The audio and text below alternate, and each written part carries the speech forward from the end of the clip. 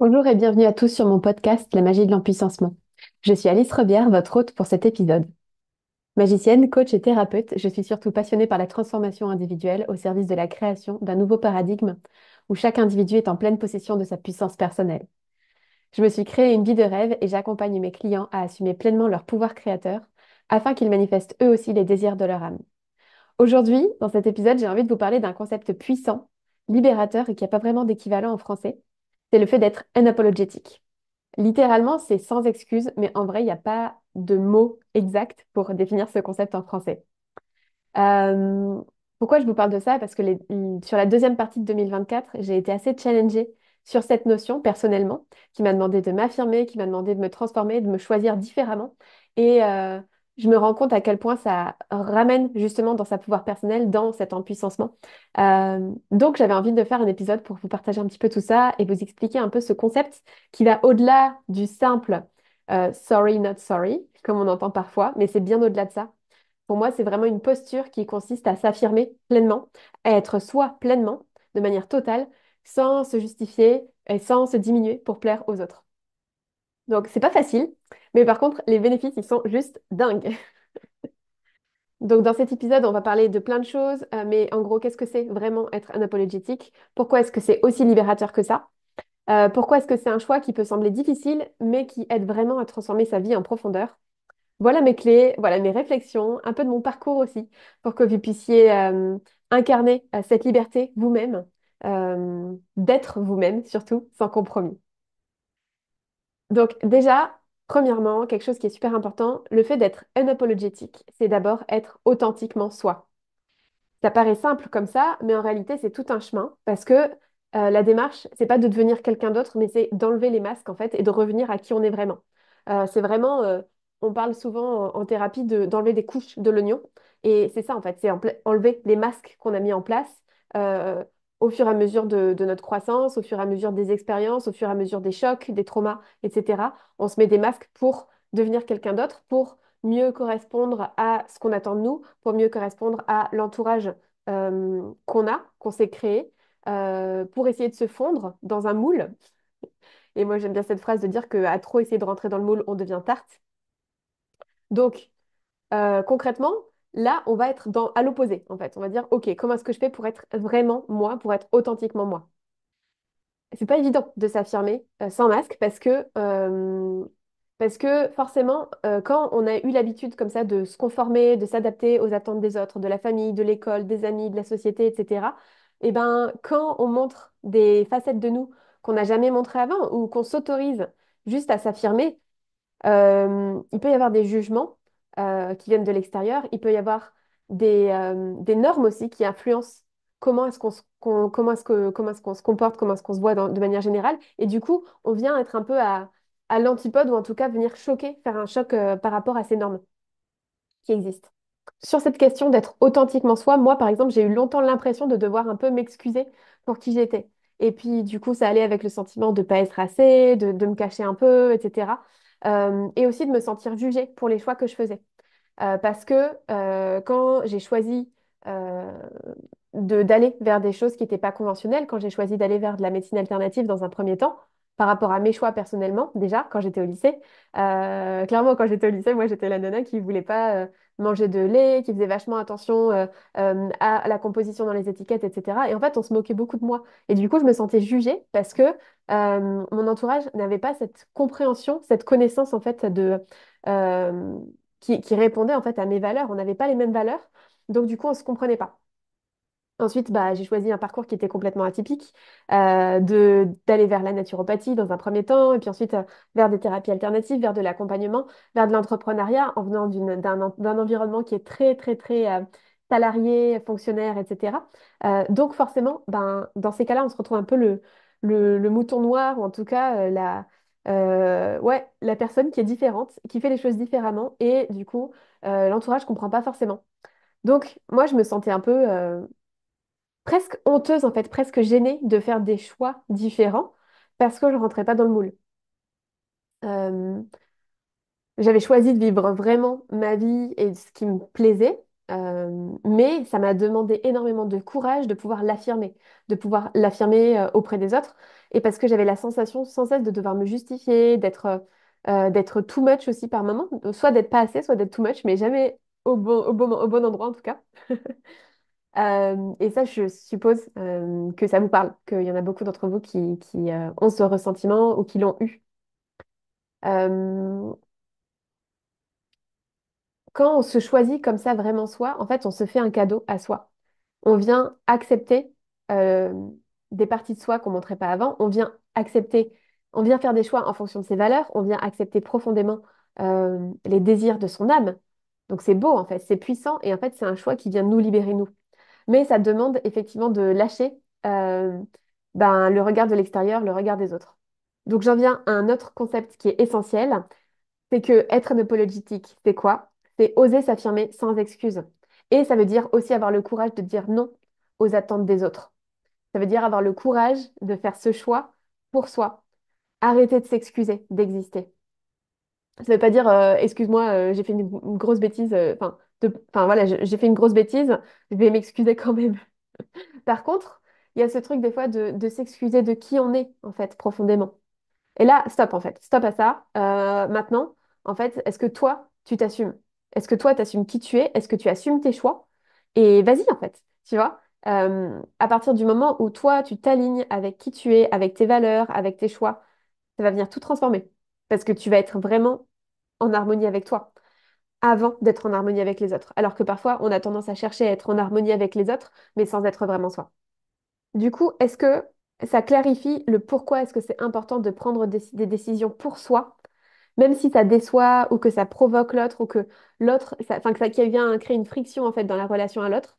Mais à partir du moment où c'est aligné pour toi, euh, tu vas vraiment venir te réconcilier en fait et venir t'apporter de l'amour en fait parce que tu t'écoutes vraiment.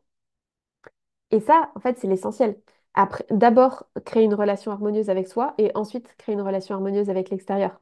Moi, j'aime bien rappeler aussi que finalement, si jamais tu t'autorises à être vraiment toi et à t'affirmer vraiment, oui, forcément, tu vas déplaire à certaines personnes. Parce que peut-être que les personnes qui se trouvent dans ton entourage actuellement, eh ben, c'est des personnes qui ne résonnent pas avec tes valeurs, avec qui tu es, avec ce que tu aimes, avec, euh, avec tes choix de vie.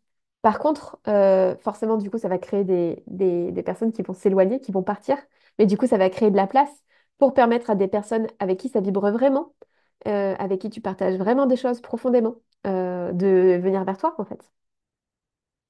Et du coup, tu vas te retrouver avec un nouvel entourage qui va être beaucoup plus aligné, dans lequel tu vas te sentir bien, dans lequel tu vas sentir que tu vibres vraiment avec des personnes qui te comprennent, avec des personnes qui peuvent vivre peut-être les mêmes défis que toi, etc. Et donc, du coup, tu vas juste recréer un nouveau cercle dans lequel, cette fois, tu te sentiras vraiment bien en étant toi-même et pas en étant quelqu'un d'autre.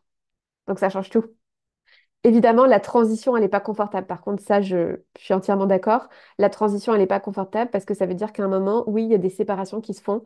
Il y a des changements dans ton entourage et ça vient créer plein de choses à l'intérieur parce que, ben oui, on a tous la peur de blesser l'autre, la peur du conflit. Peut-être pas tous, en tout cas, moi je les avais, ces peurs-là. La peur de blesser les autres, la peur du conflit, la peur de comment est-ce que ça va être perçu. Et finalement, en fait, c'est aussi revenir aux accords Toltec que dire, en fait, moi, je dis ce qui est juste pour moi, avec beaucoup d'amour, avec beaucoup de bienveillance, et peu importe la manière dont c'est reçu. Par contre, je n'ai pas à prendre personnellement la manière dont c'est reçu parce que ça appartient à l'autre. Et peut-être qu'effectivement, le fait que je m'affirme, que je dise non à une soirée, à une relation, que je m'affirme en disant ça, c'est pas OK pour moi, ou que je m'affirme en disant voilà comment est-ce que moi j'ai envie de vivre, peut-être que ça va venir friter l'autre parce que l'autre ne s'autorise pas à ça lui-même. Donc quoi, mais quand même, elle exagère parce que elle ose, elle ose, elle. Ouais, mais en fait, ça vient juste montrer à l'autre le miroir de où est-ce qu'il en est et de ce qu'il s'autorise pas. Donc, concrètement, si jamais ça vous parle, là, ce que je suis en train de vous dire, si jamais vous avez par exemple des passions ou des convictions qui ne correspondent pas aux standards de l'environnement dans lequel vous vous trouvez, soyez honnête avec vous-même et arrêtez de vous dire que vous devez plaire et correspondre à ce que les autres attendent de vous.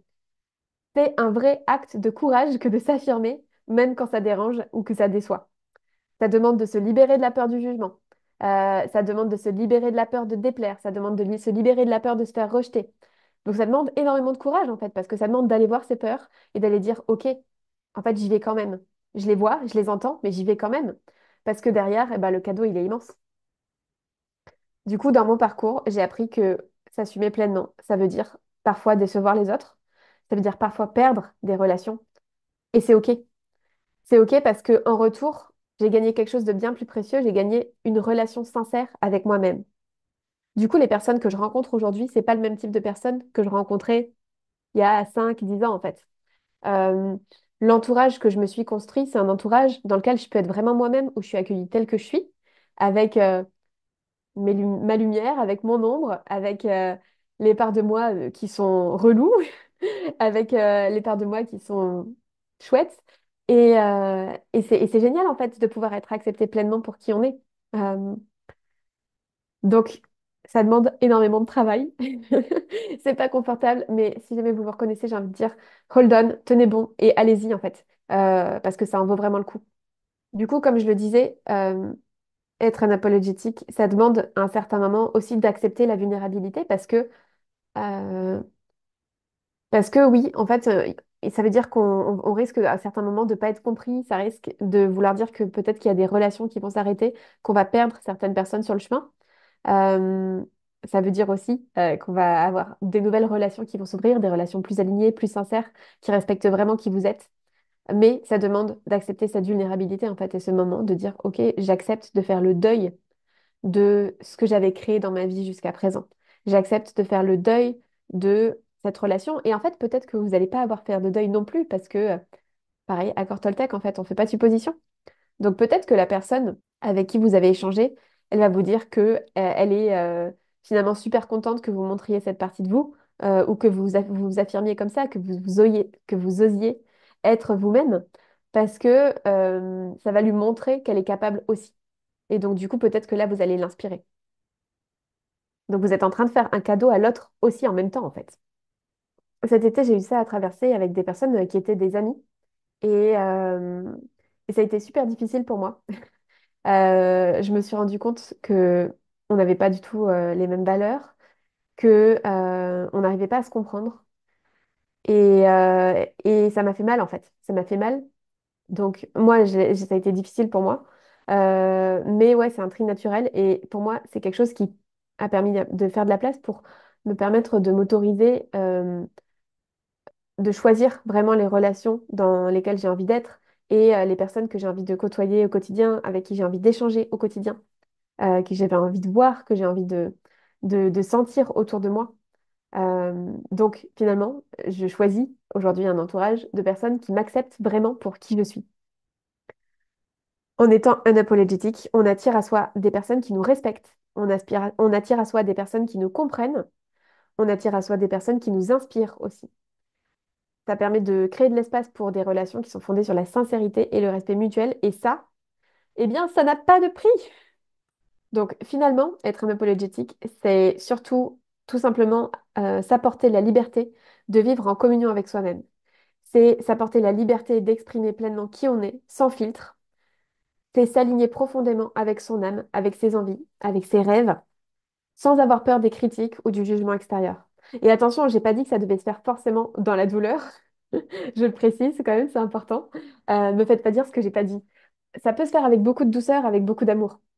Évidemment qu'il y a des personnes qui vont pas aimer ça parce que ça va les déranger que vous brillez. Et en fait, c'est parfait parce que ça leur appartient. C'est leur miroir, ça les regarde. Et par contre, vous, en vous alignant vous-même, vous allez vous choisir, vous allez devenir leader de votre propre vie, sans entrer dans des dynamiques de victime, de bourreau, etc. Non, juste, vous êtes leader de votre vie et c'est tout. Acceptez que ceux qui veulent pas vous voir réussir, eh ben, ils vont disparaître de votre vie. C'est le prix à payer pour être pleinement vous, pour être pleinement libre et pour être en possession de votre pleine lumière. Donc voilà, je conclus avec ça, vraiment, vraiment. Ce qui est important pour moi que vous reteniez, c'est juste arrêter de vous excuser. Arrêtez de vous excuser pour qui vous êtes. Arrêtez de vous excuser pour les choix qui vous rendent heureux et qui vous alignent avec vos valeurs. Ça, c'est fini. Si aujourd'hui vous ressentez cet appel, cet élan d'être pleinement vous-même, je vous encourage à franchir le pas, à oser vous affirmer, à oser faire un pas, en fait. Pas forcément l'énorme truc, etc., mais juste le pas qui va vous permettre, le premier pas qui va vous permettre sans compromis, de libérer cette lumière qui est en vous et de dire stop, en fait, ça, c'est pas OK. Ou bien, moi, je suis comme ça, moi, je fais ces choix-là pour moi. Et après, voyez voyez ce qui se passe. Peut-être que, effectivement, certaines personnes vont être dérangées. Peut-être que des relations vont s'éloigner, mais peut-être qu'aussi que le fait d'avoir step up, d'avoir fait un pas en avant comme ça fait qu'il y a des personnes qui vont venir combler cet espace et qui vont vous dire, mais bravo, bravo, bravo d'avoir osé, bravo d'avoir fait ça, bravo de t'être fait choisi, waouh, tu m'inspires, etc., etc. Et qui vont venir vous apporter de la bienveillance, de l'amour, et qui vont venir vibrer avec vous ce que vous êtes en train de vibrer. Donc, quel est le premier pas que vous allez faire aujourd'hui pour vivre unapologetically? Voilà, je vous laisse sur cette réflexion. Merci beaucoup d'avoir été avec moi pour cet épisode. J'espère qu'il vous aura inspiré et qu'il vous donnera la force d'être vous-même, sans excuse. Si cet épisode vous a parlé, je vous invite à le partager autour de vous ou à laisser un commentaire, soit sous l'épisode, soit dans les réseaux sociaux. Partagez-le avec les personnes ouais, que ça peut vraiment, à qui ça pourrait vraiment faire du bien d'entendre cette invitation à être pleinement eux-mêmes. Je vous dis à très bientôt pour un nouvel épisode et surtout, soyez vous-même, pleinement et sans compromis. Ciao!